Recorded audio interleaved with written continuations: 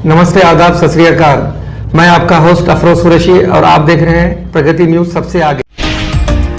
बेगमपेट के प्रजा भवन में बम की धमकी की कॉल मौसूल हुई। एक नामालूम शख्स ने कंट्रोल रूम को फ़ोन किया और कहा कि प्रजा भवन में बम है और उसने खबरदार किया कि बम 10 मिनट में फट जाएगा। पुलिस ने प्रजा भवन के अमले को इस बात की इत्तला दी। उसी के साथ प्रजा भवन में सिक्योरिटी सख्त कर दी गई। पुलिस ने प्रजा भवन को अपने कब्जे में ले लिया और इसकी मुकम्मल जांच कर रही है। वाज़ेह है कि डिप्टी चीफ मिनिस्टर भट्टी विक्रमार्का प्रजा भवन के अहाते में ही रहते हैं। वाज़ेह है कि हाल ही में दिल्ली, मुंबई और कोलकाता के मशहूर मकामात पर बम की धमकी भी मौसूल हुई है। पुलिस को शुबा है कि इन बम धमकियों के पीछे एक गैंग का हाथ है। तेलंगाना पुलिस धमकी आमेज फ़ोन कॉल्स के पीछे पस मंज़र में गहराई से तहक़ीक़ात कर रही है।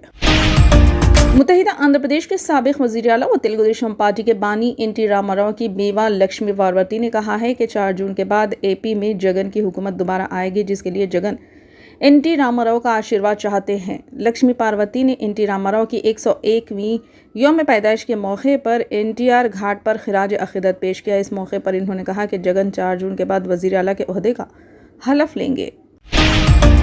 आम आदमी पार्टी के कौमी कन्वीनर और दिल्ली के वज़ीर आला अरविंद केजरीवाल ने पार्टी लीडर आतिशी की गिरफ्तारी के बारे में खदशा जाहिर करते हुए मंगल को कहा कि अगर वज़ीर आज़म नरेंद्र मोदी दोबारा इख्तिदार में आते हैं तो अपोजिशन के हर लीडर को गिरफ्तार किया जाएगा। दिल्ली हुकूमत के वज़ीर आतिशी की अदालत सम्मन की वसूली पर केजरीवाल ने एक्स पर लिखा, मैंने पहले कहा था कि वो अगली बार आतिशी को गिरफ्तार करेंगे।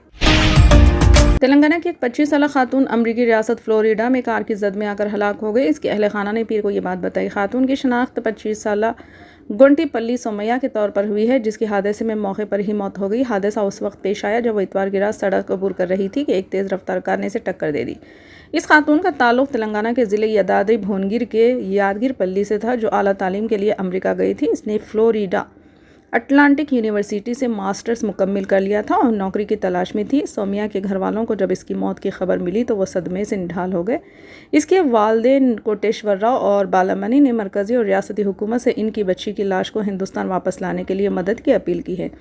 तेलंगाना के वज़ीर कोमटिरेड्डी वेंकट रेड्डी ने सोमिया के अरकान ख़ानदान से ताज़ियत का इजहार किया। इन्होंने कहा कि सोमिया की लाश वतन वापस लाने की कोशिश की जा रही है।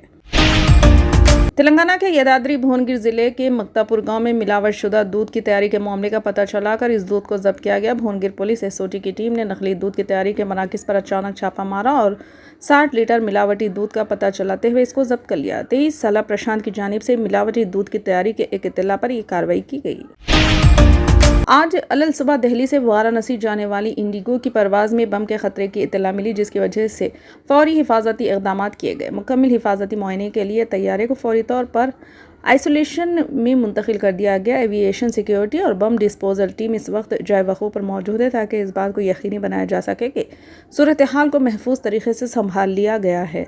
दिल्ली फायर सर्विस के मुताबिक आज सुबह 5:35 पर दिल्ली से वाराणसी जाने वाली परवाज़ में बम की खबर मिली।